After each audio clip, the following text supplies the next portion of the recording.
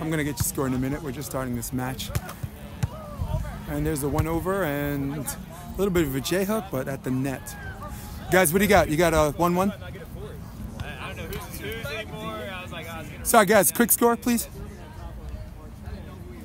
Thank you.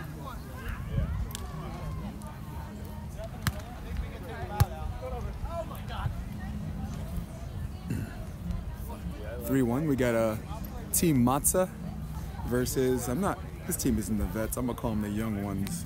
The young ones.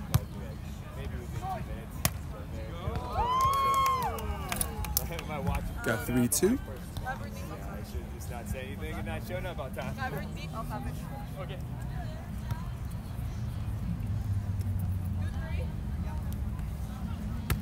Score is 2-3. We got a short one. Okay pass by Taylor and good creation, but a good dig. There's a cross-court one, and Taylor trying to go over on one, trying to do a little too much. And now we're 1 away from the switch. 3 up. What's up, everybody? This is Ocean Park. Actually, I'm going to change the name to the Matsa Invitational. Let's call it Matsa Life.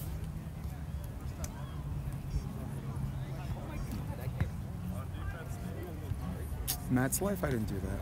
We got 4-3. I'll give you a score in a minute. Matsa Life.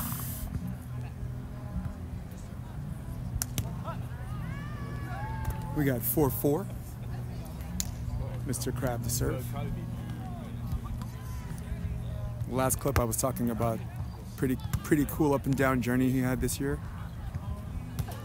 from the Miami Open. There's your 1-over and the energy efficient move by Taylor Crab.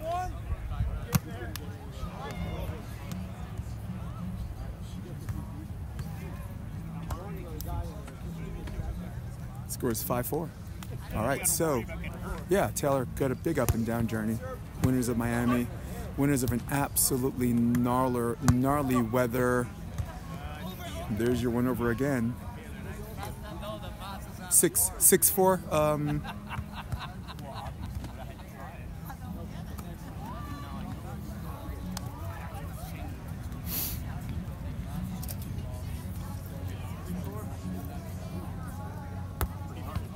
Short serve, okay pass.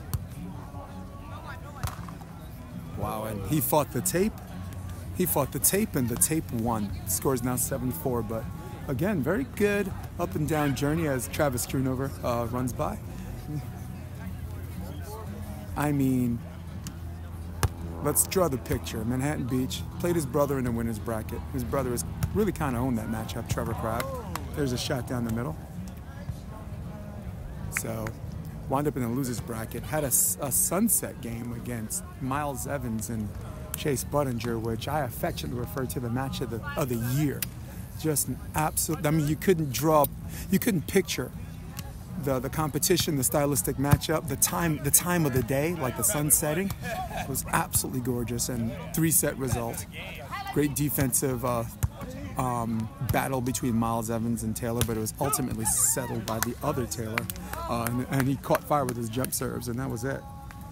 85, here we go. All right, more spectators have finally rolled out of bed or taking their kids to school, and there's a J-hook and there's a recovery. There's deep, Taylor Crab. Shooty on the pass, up and down. No, drifter set, but making it look like it was part of the plan. It was the dirty white boy, Taylor Crab. Just drag that ball, and then as soon as her hair went that way, yeah.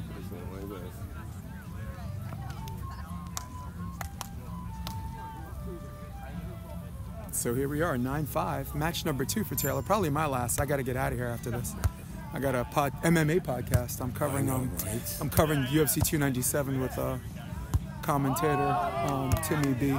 That's awesome. So we're doing like our pick 6 challenge. We're just doing 6 matches, our winners, and like lightning round, 60 seconds to the what and the why. Very cool. We got 10-5. First point off the switch goes to Team Matsa. This ball goes deep. She's actually got a really good platform, and I've seen her out here before. He tries to go over on one, and she's a little bit more ready for it. There's a knuckle, and Taylor in the game of singles, move into the left, move into the left, move into the right, move into the left. Oh, Steve got it! And there's the play! Let's go! Oh, now I can wrap up. Let's go!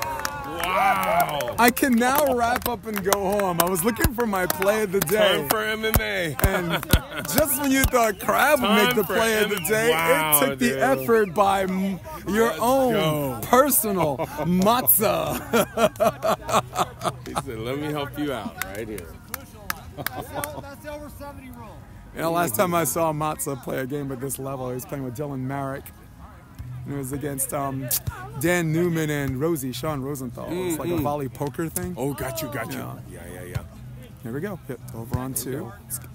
There goes the Here's hat. the up and down set, and Jumbo. Jumbo. Got it. Camera's ready, prepare to flash. And now, off comes the shirt. And it's on. First it was the sweats. Isn't it amazing? Like Taylor walks like an old guy, and like, but when he actually has to move, he looks young again. Yep.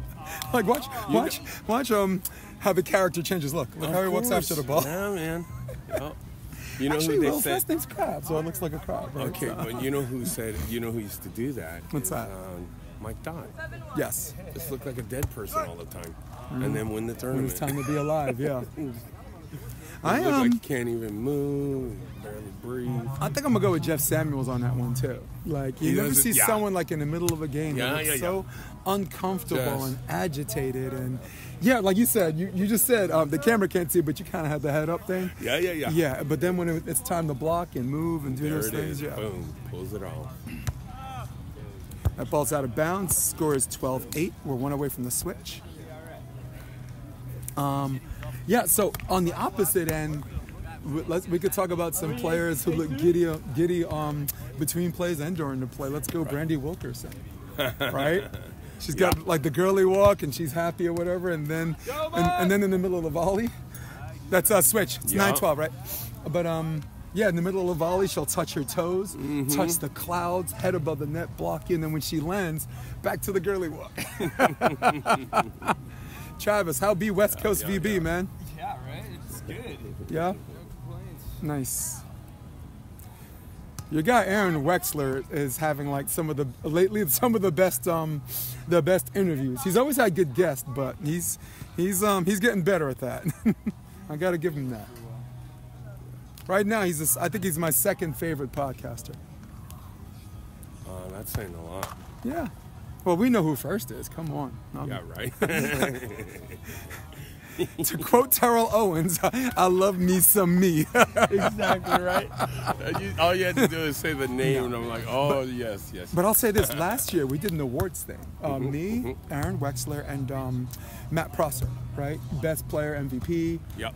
Best newcomer. Just 5 awards, not like 10, because it sounds like participation trophy stuff at that point. Yeah. But it was me, him, and Matt, and I thought we did good. And last year it was me, him, and Travis. Hey, Oh my God! What's up, princess? nothing much. How I you saw you guys doing? over here, so I was like, I was invited by Matsa to yeah. just have a day, and Nice. I have a hard stop at 11. I think it's after 11 now. Very It's nice. 11. Yeah, thank you. I got a podcast at noon, so It's 11, like 20. my podcast moved on to MMA and volleyball, so I'm Hey. just doing fun stuff with that. Amazing. How are you? I'm good. I'm really good. God, still look young. I look young. I am young. No, but like, I met you when 2017. You were under 18 back then. Oh, right? I was like 15. Yeah, and you still look 15. About 10 years. Yeah, I was expecting like Nice. more. When I saw you coming up, I was expecting more women, go, but I Taylor. still Come on. see a little girl. Oh. Show me some ID, girl. Dude, I got told I looked 30 the other day. It was so rude. Oh, no. I look like a little kid. 30?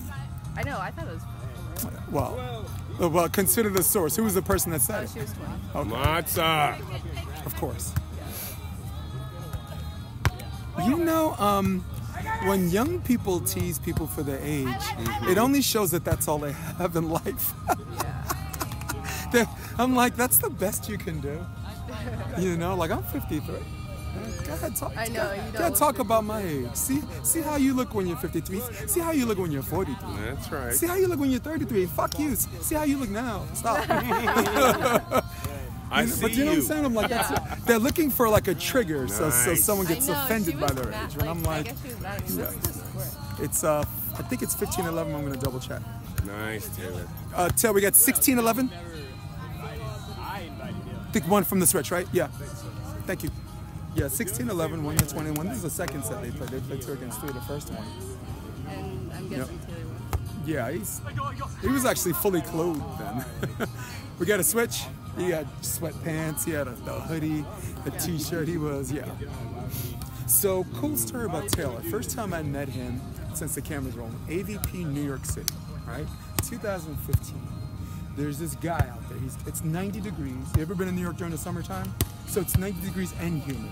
It's like Hawaii when it's sticky hot. Wait, Jamaica? You've been to Hawaii, yeah, but you've been to Hawaii, right? No, I'm not saying that, so that's okay.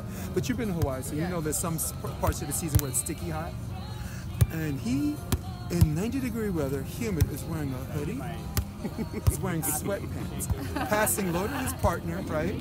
His partner's setting low, and he's just cutting it up. Like so, he's in the qualifier, right? Yeah. And he's playing with Spencer McLaughlin, who was I believe, Sparrow's assistant at UCLA, long-time assistant, and Hawaii, and also Hawaii. So passing low, setting low, cut. Passing low, setting low, cut. Not even sweating. Everybody else is sweating. It's 90 degrees, and this guy is not sweating, not a bead, right? And they keep looping the song in the background. They keep looping the song called "Dirty White Boy" by Foreigner. The song "Dirty White Boy" Foreigner. So they kept playing the song over and over again. So now every time I see him, I slip up and I say the "Dirty White Boy." So Taylor, if you're listening to this, I hope you're not offended. Just out of bounds. But just a cool story about this guy who knew he had to qualify, but cruised through the first 2 rounds. Didn't even take off his shorts until like the play-in, you know? No, because the play-in, you're probably gonna run into some Russians or some Europeans who don't play beach, but that are like super athletes in New York. Right. Like they can, like, okay, I can still block on the sand. I can still take care of first hit on the sand. So cool story about him. I had no idea. Yeah, just. So he doesn't sweat or what? That's the thing. Like, you have to have I always, guess like, unless you make him. even the shoulders. Oh! I think the point I was trying to make is that if you're not at a level where you make him sweat, He's not that's gonna, a testament to how good the guy is, right? Yeah. A young guy with energy efficiency, right? He operates at 80%, 90%, which allows you to play the game longer. Wow, what a great fake on that switch. Oh. And responding with the cut. There's your switch. 5-0, guys. Nice. Did you see the bait and switch? Yeah. She did this, like a jerk step to the right, and then came back to Oceanside line. So I got a player with me who's going to remain nameless, but she it's just a good time being part of beach volleyball national events, right? Endless summer. You were part of a generation of girls who are all playing Division I. It was like in 2019, we had 13 commitments out of the 19-person roster, which has never happened before and will never happen again. And I'll actually say this on camera, where there's a lot of other coaches and programs that jumped in front of that parade, but we know what's up. 17-20. Yeah, right. You get the kids the junior and senior year, right? They get recruited and the coach is sitting there waving his flag like he was there the whole time, you know. But then there were people that were there the whole time, like Oz Borges, right? Oh my gosh, I love Oz. How about Jaron Barreto, right? Is that in or out? That's Is good. Oz Yeah. the coach? He's in Florida, so he might. Yeah. He used to be Andrew like that. Dentler, right? You know, guys that were just there. Jeff Samuels, Pompilio, all of these guys that were there the whole time. And that's the end of the second set. From my man Mika Hunkin and my guest unnamed. I am Jason DeBeas. I got a podcast. Matsa, thank you for the invitation. Mad love, kid. Peace.